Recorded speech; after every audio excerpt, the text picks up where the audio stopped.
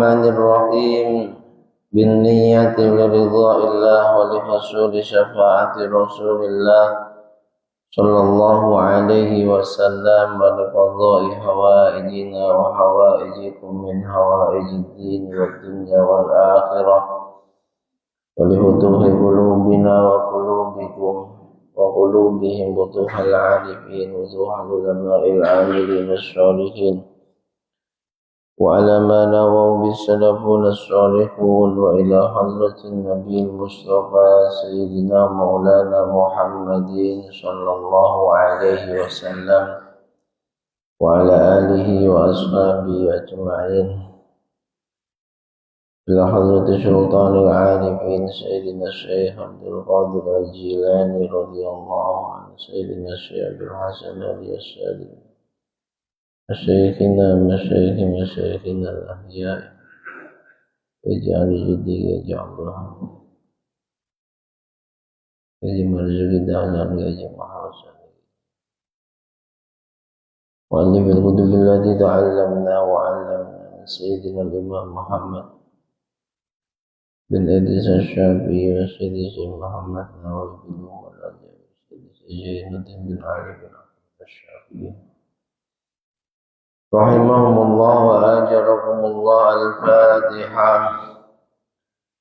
أعوذ بالله من الشيطان الرجيم. بسم الله الرحمن الرحيم.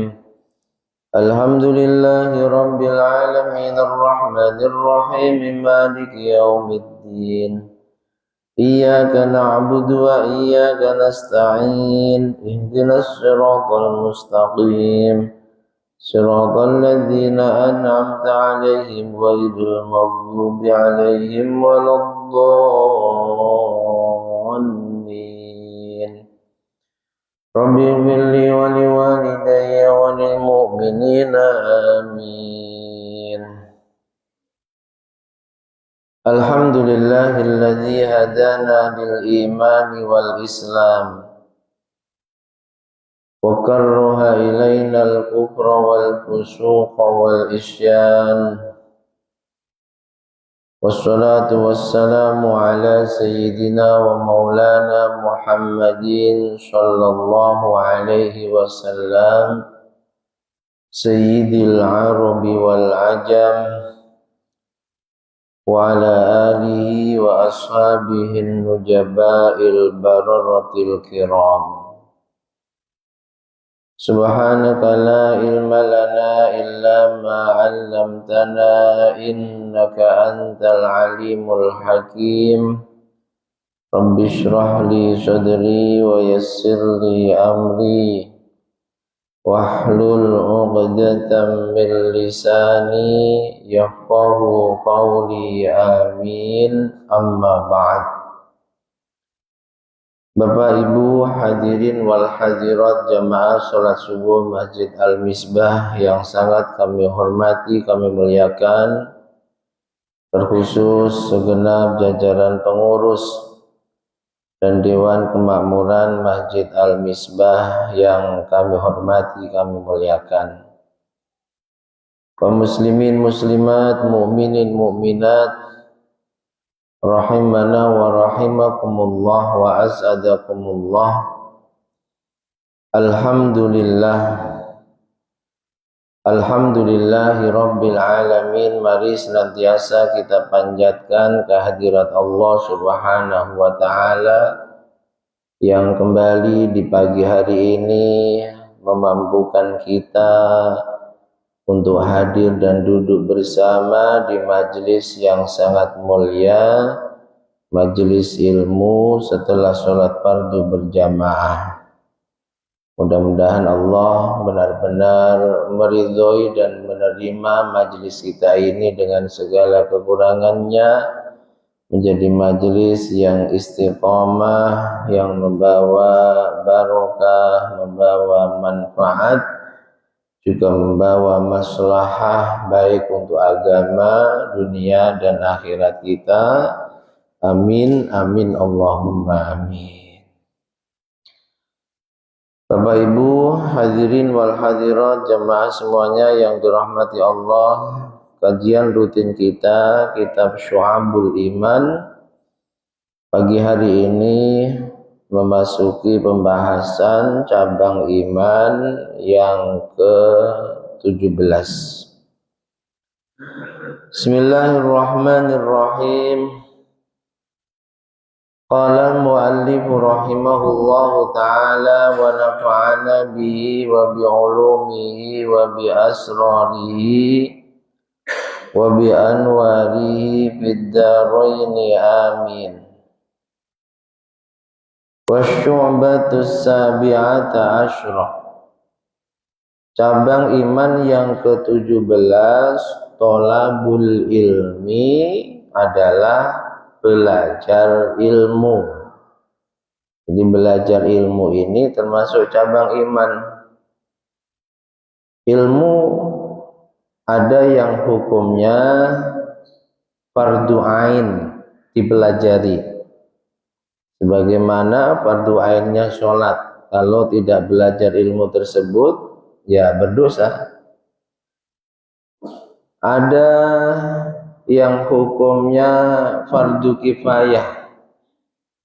Ketika dalam satu wilayah sudah ada yang mempelajarinya, maka menggugurkan yang lain. Ada yang sunnah, ada yang hanya boleh dipelajari, dan ada juga yang haram. Yang fardu ain dipelajari apa? Beliau Al-Imam Abi Hamid Al-Ghazali dalam Minhajul Abidinnya menjelaskan ilmu yang wajib ain dipelajari, yang kalau kita tidak belajar berarti kita berdosa, itu secara garis besar ada 3. Ada berapa?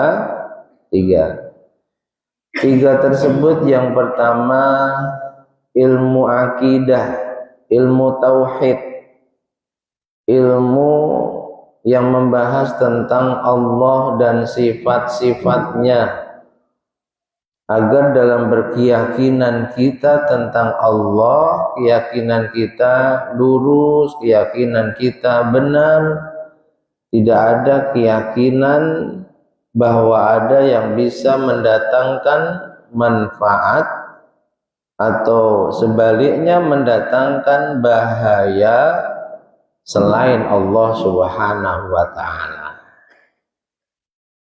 Terkadang, mohon maaf, kita masih memiliki keyakinan itu tanpa kita sadari.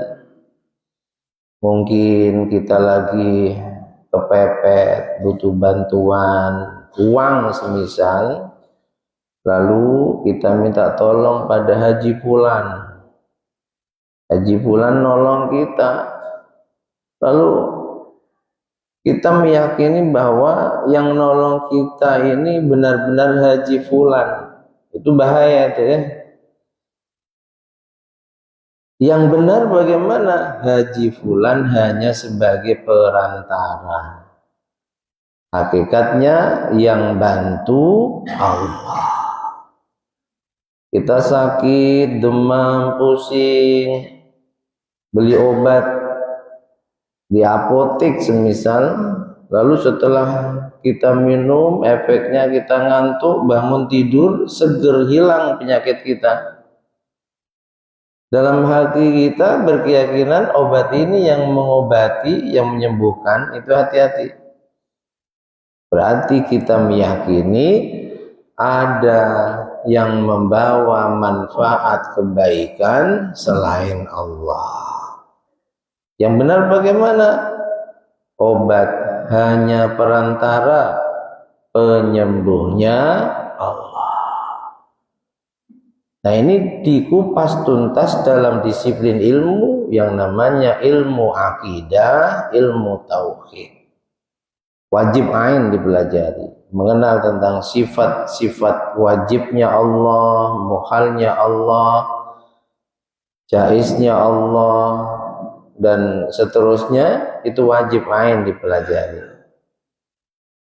Yang kedua, ilmu sir, kata Imam Al-Ghazali, ilmu rahasia. Rahasia sir yang dimaksud adalah hati.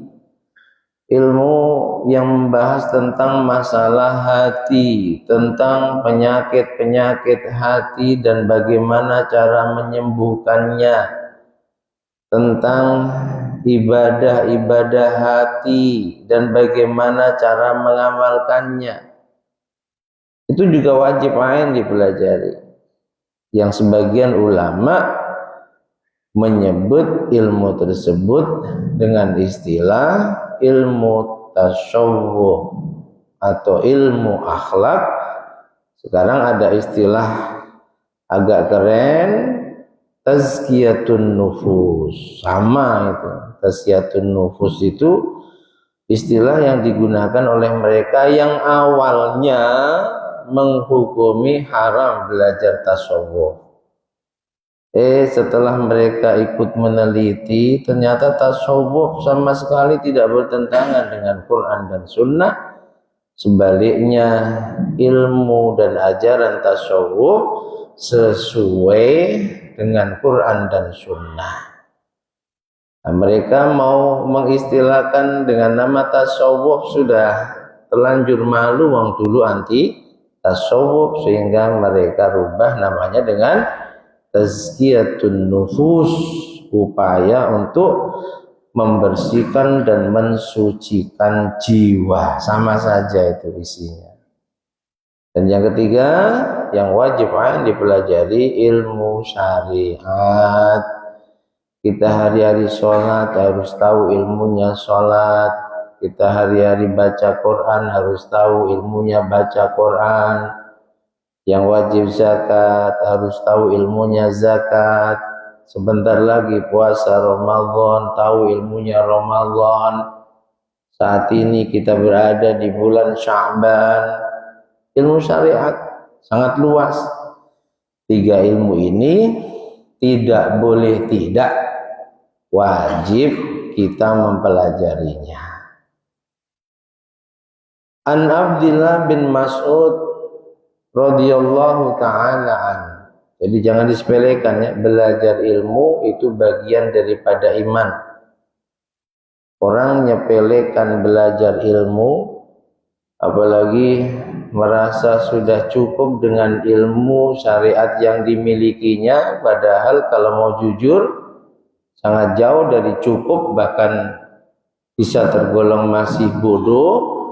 Ini berarti menyepelekan masalah keimanannya. Ibnu Mas'ud meriwayatkan satu hadis motivasi dari Rasulullah agar kita jangan menjadi umatnya Nabi Muhammad yang menyepelekan ngaji, ya. Nabi Shallallahu Alaihi Wasallam bersabda, "Man ta'allama baban minal ilmi." Siapa yang mau belajar ilmu meskipun hanya satu bab, satu pembahasan, yantafi'u bihi fi akhiratihi wa dunyahu, yang sebab ilmu itu membawa manfaat untuk dunia dan akhiratnya. Belajar sholat semisal manfaat untuk akhirat kita, karena akhirnya kita tahu tata cara sholat yang benar. Bahkan bukan hanya kita paham tentang tata cara sholat yang benar sesuai syariat, kita juga tahu tata cara bagaimana supaya sholat kita ini bukan hanya sekedar sah secara syariat, tapi juga diterima oleh Allah Subhanahu wa ta'ala. Manfaat belajar dalam fikih dibahas tentang akad jual beli, manfaat untuk urusan dunia kita, akad pinjam meminjam, hutang piutang, manfaat untuk dunia kita. Apa kata Nabi? Kana khairan lahu min umurid dunya sab'ata alafi sanah syiamina hariha wa qiyami layaliha maqbulan ghairu mardu. Dibanding ande dia dikasih umur oleh Allah 7.000 tahun. Berapa Pak? Kira-kira ada yang umurnya sampai 7.000 tahun? Umur 7.000 tahun ini membuat yang masih hidup sengsara merawatnya ya. Kata Nabi, dibanding andai dia dikasih umur 7.000 tahun, 7.000 tahun ia gunakan untuk ibadah, siangnya puasa, malamnya tidak tidur, beribadah kepada Allah, itu kata Nabi, masih lebih baik kita menyempatkan waktu hadir di majelis ilmu, belajar satu pembahasan, dan itu bermanfaat untuk dunia dan akhirat kita. Alhamdulillah. Ayo yang masih merasa amalnya sedikit, sisa umurnya gunakan untuk sering hadir di majelis ilmu. Terus dibenahi agar duduk dan hadirnya kita di majelis ilmu tergolong ibadah yang benar-benar diterima oleh Allah, yang sekali lagi lewat hadis ini Nabi katakan, dibanding 7.000 tahun umur kita siang malam ibadah kepada Allah, itu masih lebih baik kita hadir dan duduk di majelis ini. Alhamdulillah. Jangan sudah merasa kurang amal, masa lalu masih kelam, kita malas ngaji, jangan ya. Kita ini umumnya ya, semakin tua fisik kita semakin kuat apa semakin lemah? Kuat apa lemah? Lemah. Pakai obat apapun ya tetap nggak sekuat ketika muda, betul ya? Waktu muda mungkin kita bisa qobliyah ba'diyah full, sholat tasbih tiap malam, duha minimal 8 rakaat tanpa ada capek, tanpa ada ngeluh, tanpa ada nyeri dan lain sebagainya, tanpa ada kaki bengkak dan lain sebagainya. Betul tidak? Tapi faktor pengikutnya semakin banyak. Pengikut bukan kok jamaah, bukan follower, bukan, tapi ada asma, ada nyeri, ada kaki sering bengkak, ya kan Pak? Kurang lebih sama kita ya. Nah, makanya ada ibadah yang itu nggak mampu, yang itu sangat ringan dilakukan oleh orang-orang yang sudah nggak mampu lagi ibadah seperti saat dia masih muda, saat dia masih kuat. Apa itu? Belajar ilmu, ngaji, pincang-pincang sedikit datang. Ya, mau sholat sunnah banyak, sudah nggak kuat. Sholat wajib saja terkadang, masya Allah beratnya luar biasa. Ini saya nggak tahu yang lain, tapi ya kurang lebih sama ya. Jangan sepelekan ngaji. Ada kesempatan kita hadir di majelis ilmu, hadir. Sebab dalam hadis yang lain Nabi Shallallahu Alaihi Wasallam bersabda, "Asyaddun nasi hasratan yaumal qiyamah." Kelak Bapak Ibu, di hari kiamat itu ada manusia yang paling nyeselnya luar biasa, sampai minta kepada Allah agar dikembalikan hidup di dunia meskipun sebentar. Tapi Allah tidak nuruti keinginannya. Siapa mereka? Yang ahli maksiatkah, pembunuhkah, pezinakah, penjudikah, peminum khamrkah? Ternyata tidak. Nabi sebut asyaddun nasi hasratan yaumal qiyamah. Manusia yang paling nelongso, nyesel, menderita pengen dikembalikan ke dunia meskipun sebentar, dan itu sekali lagi tidak akan dikabul oleh Allah.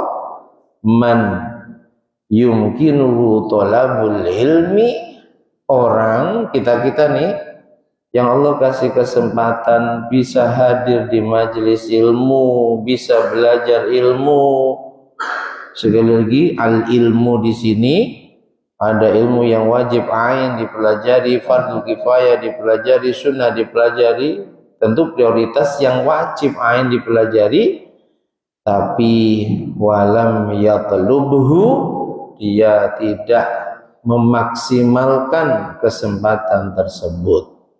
Dia sepelekan, dia tunda, nanti masih sibuk, nanti masih muda, dan seterusnya. Padahal ketika seseorang menunda melakukan kebaikan, belum tentu kesempatan itu datang kedua kalinya. Belum tentu. Seperti ini nih pengajian bulanan. Bulan depan sajalah, bulan ini absen dulu. Memang berani jamin kalau umurnya sampai bulan depan? Hah? Tentu nggak ada yang berani jamin. Andai jumpa dengan bulan depan, memang berani jamin kalau kita jumpa bulan depan kondisi kesehatan kita seperti sekarang yang sedang sehat? Nggak ada yang berani jamin. Andai kita sehat jumpa dengan bulan depan, memang berani jamin kondisi hati kita pengen ngaji? Nggak ada, Pak.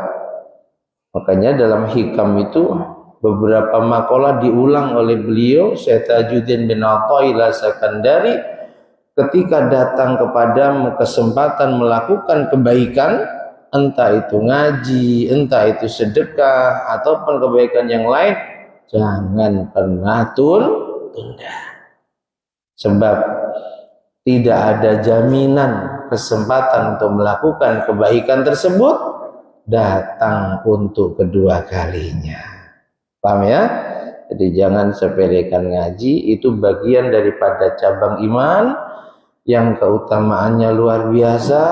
Terlebih yang sadar diri sudah mulai sering bengek, asma, nyeri-nyeri, sholat banyak nggak kuat, sholat malam juga nggak kuat, sudahlah, pincang-pincang sedikit, nyeri-nyeri sedikit, datang, duduk, diam, dengar, pahami apa yang disampaikan oleh guru-guru kita di majelis. Apa kata Nabi? Dibanding andai kita dikasih umur berapa tahun? 7.000 tahun, siang malam ibadah, masih lebih baik kita hadir, duduk, belajar satu bab ilmu yang bermanfaat untuk dunia dan akhirat kita. Mudah-mudahan dimampukan untuk istiqomah hadir di majelis ilmu. Amin Allahumma amin. Makbulan ghairu maghdud. Dan 7.000 tahun itu, Pak, ibadah yang diterima oleh Allah, bukan yang tertolak. Itu loh, masih lebih baik kita hadir dan duduk di majelis ini. Untuk kita ya, penyakit kita itu kan ketika kita sudah mulai bisa istiqomah, kita ngelirik yang lain. Nah itu yang nggak boleh. Wah, aku sekarang rajin ngaji, coba lihat tetanggaku itu, Masya Allah, hari-hari ada majelis ilmu di samping rumahnya, nggak pernah mau hadir. Gak usah diurusin, itu urusan mereka. Yang penting kita bismillah bisa ngamalkan ajaran Nabi kita Muhammad, dan juga bisa ikut andil bertanggung jawab mensyiarkan simbol-simbol agamanya Allah, diantaranya mensyiarkan majelis-majelis ilmu. Manfaat kita yang akan mendapatkan dan merasakannya. Ngajak boleh, tapi nyinyir sebab punya tetangga, punya kawan yang belum mau ngaji, itu nggak boleh. Yang perlu kita banyak bersyukur, kita ajak, kita doakan, tak perlu dibincangkan. Sebab kesadaran untuk beragama, bahkan kesadaran untuk beriman kepada Allah, itu yang bisa memberikan hanya Allah Subhanahu wa ta'ala. Tapi kita terlalu diam juga nggak boleh. Kita ini harus berupaya mengajak sebanyak-banyaknya manusia untuk melakukan kebaikan. Mengajak sebanyak-banyaknya. Kita ngajak itu juga sudah kebaikan yang luar biasa. Sampai Nabi berikan jaminan man dalla ala khairin. Orang kok mau menunjukkan kebaikan pada yang lain, yuk ngaji, jangan lupa besok ya. Tanpa ada, mohon maaf, ketika nggak berangkat terus nyinyir, kita anggap dia lebih rendah daripada kita, nggak ada itu. Yang penting aja. Maka falahu ajru fa'ili. Kita ngajak saja, kita mendapatkan pahala sebagaimana pahala kebaikan yang dilakukan oleh orang yang kita ajak dan akhirnya mau melakukan kebaikan yang kita tunjukkan padanya. Hadis berikutnya an Mu'ad bin Jabal radhiyallahu taala anhu qala Rasulullah sallallahu alaihi wasallam. Mu'ad bin Jabal meriwayatkan satu hadis. Nabi sallallahu alaihi wasallam bersabda, ta'allamul ilm, belajarlah ilmu. Yang wajib ain khususnya prioritaskan, belajarlah ilmu. Fa inna ta'allumahu lillah hasanah. Sungguh belajar ilmu karena Allah itu adalah kebaikan. Wa dirasatahu tasbih. Terlebih kita menyempatkan untuk ngobrol sama kawan-kawan semajlis tentang masalah ilmu yang diajarkan. Sesekali ngobrolnya begitu. Kemarin Pak Ustadz bahas tentang apa ya? Sesekali begitu ya. Syukur bukan sesekali, tapi ya yang sering diobrolkan itu sesekali ngomongin orang, tapi ya bukan lalu boleh ngomongin orang, bukan. Kita ini masalahnya kan sesekali apa sering ngomongin orang kalau jumpa nih? Sering masalahnya. Sesekali, kemarin di majelis pembahasan Pak Ustadz tentang ini gimana ya? Saya kurang paham. Nah, sesekali itu. Nah, kita ngobrol seperti itu loh. Kata Nabi Shallallahu Alaihi Wasallam, pahalanya sama dengan kita bertasbih. Lalu ada sebagian yang menjelaskan, kalau seingat saya, bahkan saya catat begini, luar biasa ya. Meskipun nggak pernah nyantri di pesantren, kalau memang istiqomah setiap jumpa dengan kawan-kawan semajlis, kita sempatkan untuk pembahasan ilmu yang pernah kita pelajari bersama, itu ngalahkan para santri yang belajar di pesantren. Wa talabahu ibadah, belajarnya ibadah. Sampai Nabi katakan hadir di majelis ilmu dibanding sholat sunnah 1000 rakaat itu masih lebih utama hadir di majelis ilmu belajar dengan benar. Belajar dengan jangan langganan ngantuk ya. Jangan langganan ngantuk. Ini mungkin bisa jadi niat dari rumah ngantuk dan tidur di majelis ilmu. Nah, itu nggak boleh. Bismillah niat ngaji, Anda mungkin karena kecapean, qadarullah ngaji sambil ngantuk. Nah, itu nggak masalah. Kadang-kadang ada yang saya lihat langganan nih. Orang ini setiap ngaji dari awal ngantuk. Tutup doa konsumsi keluar bangun. Orang-orang sana maksudnya ya. Sini insyaallah aman, amin Allahumma. Itu lebih baik dibanding sholat 1000 rakaat. Mampu Pak kita sholat 1000 rakaat? Tapi cukup bismillah, hadir, duduk di majelis ilmu, adab dijaga dengan benar, dibanding mereka yang sholat sunnah 1000 rakaat tapi nggak pernah hadir di majelis ilmu, bahkan menyepelekannya. Itu masih lebih utama hadir dan duduknya kita di majelis ilmu. Wa ta'allumahu shadaqah wa ta'limahu shadaqah. Yang punya ilmu mengajarkan ilmu itu sedekah. Bahkan dalam satu riwayat sedekah yang terbaik ketika ada orang yang Allah kasih ilmu, dia mau memberikan, menyampaikan ilmu tersebut kepada manusia lain. Wa badalahu li ahli qurbah, menyerahkan, menyampaikan, menjelaskan ilmu pada ahlinya, itu juga qurbah, bentuk satu ibadah. Wal fikra fil ilm, berpikir tentang ilmu. Insyaallah, makanya kalau bicara pahala, ulama itu jauh lebih banyak, lebih besar pahalanya dibanding kita. Meskipun mungkin dalam praktek ibadah sunnahnya beliau-beliau biasa saja. Kita yang awam, ahli sholat sunnah, ahli puasa sunnah, kalau sudah Rajab, Sya'ban, full puasanya. Ulama kita biasa-biasa saja.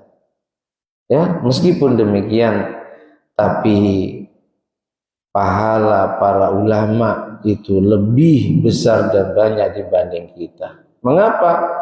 Sebab Nabi katakan, wal fikra fil ilm. Ulama itu pasti selalu berpikir tentang ilmu. Bagaimana tidak? Dia dituntut menyampaikan materi di majelis yang berbeda, dan materinya juga harus beda. Nggak mungkin kalau nggak belajar. Mutola'ah, belajar, mempersiapkan nanti kalau ada pertanyaan. Berpikir tentang ilmu, ya'dilusya. Itu pahalanya sebanding dengan orang yang mengerjakan puasa. Ya, kamu punya banyak guru, itu tekunnya ya di mutola'ah, tekunnya sungguh-sungguhnya di mutola'ah. Sebab apa? Kalau guru-guru kami mengharamkan jangan sampai nyampaikan ilmu kalau tidak mutola'ah dulu, belajar dulu, benar-benar kamu kuasai. Jangan sampai kamu nyampaikan sesuatu yang kamu sendiri nggak paham. Mutola'ah. Dan ternyata mutola'ah, belajar, berpikir tentang ilmu, itu pahalanya sebanding dengan orang yang puasa sunnah. Artinya ulama itu pahalanya pasti otomatis lebih banyak dibanding kita yang awam. Meskipun dalam praktek ibadahnya yang awam ini, Masya Allah, Senin Kamis gak pernah ditinggalkan, puasa tengah bulan gak pernah ditinggalkan, zikir malam lamanya nggak pernah ditinggalkan, dan seterusnya.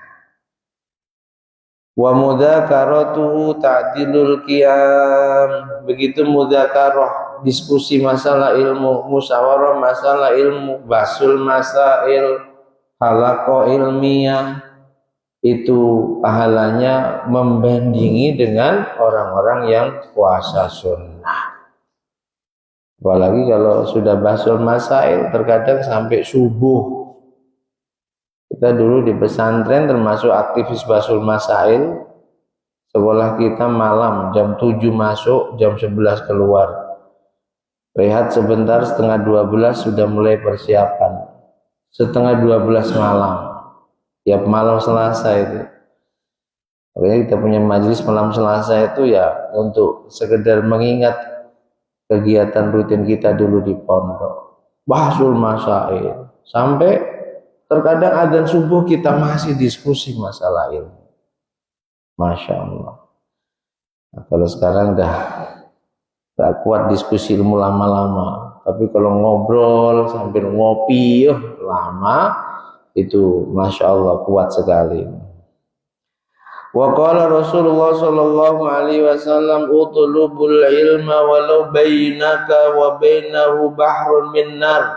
Perintahnya Nabi, cari ilmu, hadiri majelis ilmu, meskipun antara tempatmu dan majelis ilmu ada lautan api. Bapak Ibu ke masjid, ada lautan enggak? Yang lautan air saja tidak ada.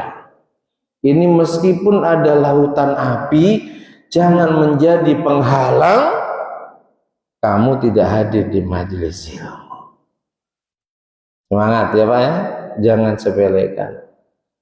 Terlebih yang sudah mulai sadar banyak pengikutnya, sholat sunnah lama sudah nggak kuat, sholat berdiri lama sudah nggak kuat, ayo cukup bismillah hadir di majelis ilmu.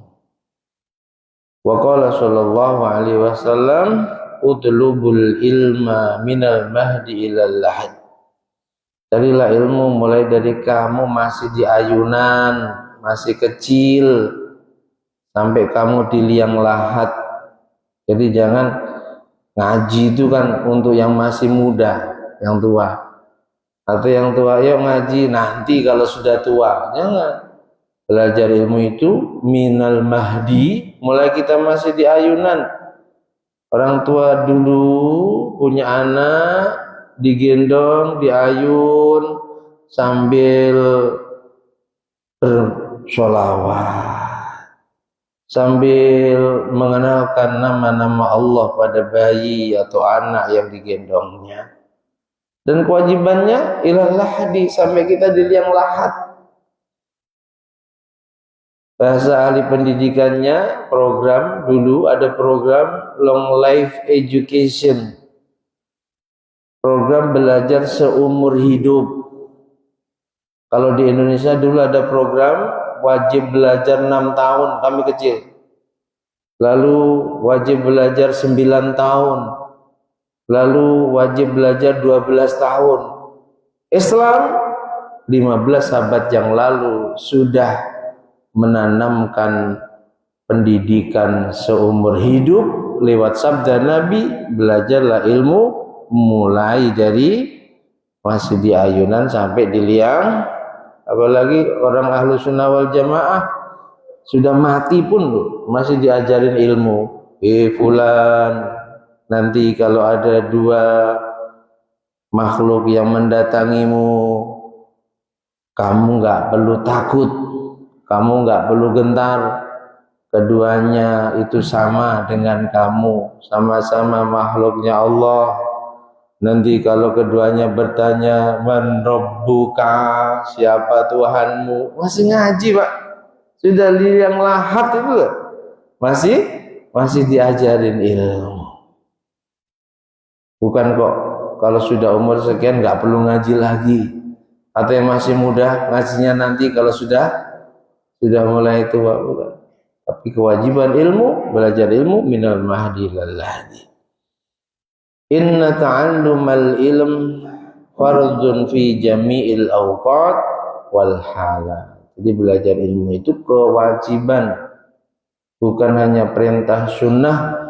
Terlebih kalau ilmu yang kita pelajari 3 tadi. 1 ilmu akidah atau tauhid, 2 ilmu sir, ilmu hati, ilmu tasawuf, ngajarin hati supaya terus jernih, bening, nggak ada iri, nggak ada dengki, nggak ada hasud, ya, nggak ada riya. Dan yang ketiga ilmu syariat. Kalau majelis yang disampaikan materi motivasi untuk semangat hidup di dunia, itu nggak wajib dihadiri, nggak wajib. Tapi kalau majelis yang ngajarin tentang tata cara bertauhid yang benar dan kita memang belum bisa bertauhid yang benar, nah itu wajib kita hadiri, wajib kita belajar di majelis-majelis seperti itu. Wa qala ba'da salaf, terakhir sebagian ulama salaf mengatakan al-ulum arba'ah, ilmu itu ada 4. Yang pertama ilmu fikih syariat lil adyan, untuk agama kita. Yang kedua watib, ilmu kedokteran untuk badan kita agar badan kita selalu sehat. Yang ketiga ilmu nujum, ilmu astronomi, perbintangan untuk mengetahui masa atau waktu. Dan yang keempat wan nahwu, ilmu nahwu. Kalau sudah tua-tua nggak perlu belajar ilmu nahwu, ya. Sudah tua ya belajar sholat yang benar. Sudah tua kok belajar ilmu nahwu, ilmu sorof. Untuk apa? Mau baca kitab, mau kalau ngomong bahasa Arab benar, Jadi harus ada skala prioritas ya tentang Quran. Semisal mana yang lebih utama, belajar baca Quran dan terjemahan Quran? Baca Quran, itu yang wajib ain. Kalau belajar terjemahan Quran, kita belajar 3 tahun, kita mau jadi penerjemah Quran? Tidak mungkin. Tapi kalau belajar sholat kita yang belum benar secara syariat, akhirnya menjadi benar lewat kita belajar tentang sholat, belajar baca Quran. Demikian Bapak Ibu, mudah-mudahan beberapa hadis yang disampaikan Nabi di majelis kita ini kita kupas, kita bahas, benar-benar menjadi motivasi yang kuat bagi kita untuk lebih semangat hadir dan duduk di majelis ilmu. Jangan pernah ada sifat malas kalau untuk hadir di majelis ilmu sampai akhir hayat kita menghadap Allah. Amin amin Allahumma amin. Wallahu a'lam bishawab. Al-Fatihah.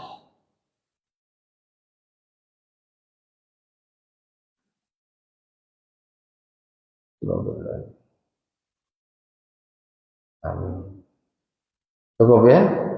Sudah suruh. Ada pertanyaan? Enggak ada. Enggak ada ya? Bismillahirrahmanirrahim. Alhamdulillahirabbil alamin. Allahumma shalli wa sallim ala sayyidina Muhammad wa ali sayyidina Muhammad. Ij'al ya Allah jam'ana hadza jam'an marhuma. Waj'al tafarruqana min ba'dihi tafarruqan ma'suma. Allahumma anfa'na ma 'allamtana wa 'allimna ma yanfa'una wa zidna ilman nafi'a wa amalan shalihan. Allahumma arina al-haqqa haqqan warzuqna ittiba'ah wa arina al-batila batila warzuqna ijtinabah. Allahumma ja'alna min ahli al-istiqamah.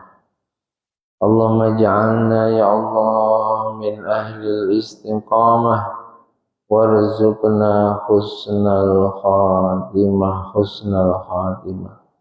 Allahumma wasi' alina rizqana wa atif alina khalqaka birahmatika ya arhamar rahimin.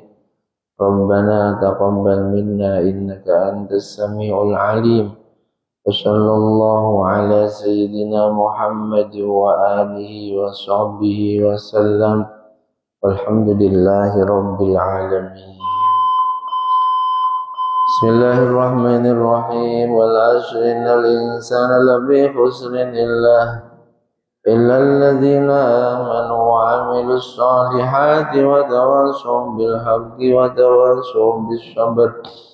Subhanakallahumma wa bihamdika asyhadu an la ilaha illa anta astaghfiruka wa atubu ilaik. Subhanallahi wa bihamdihi adada khalqi wa ridha nafsi wa zinata arshi wa midada kalimati. Subhanallahi wa bihamdi adada khalqi wa ridha nafsi wa zinata arshi wa midada kalimati. Subhanallahi wa bihamdi adada khalqi wa ridha nafsi wa zinata arshi wa midada kalimati. Subhanallahi walhamdulillah ولا إله إلا الله والله أكبر ولا حول ولا قوة إلا بالله العلي العظيم عدد ما علم الله وزنة ما علم الله وملء ما علم Allah. Demikian, ada kurang dan lebihnya mohon maaf. Akhirul kalam, hadanallahu wa iyyakum ajma'in wal 'afwu minkum. Assalamualaikum warahmatullahi wabarakatuh. Sallu ala Nabi Muhammad.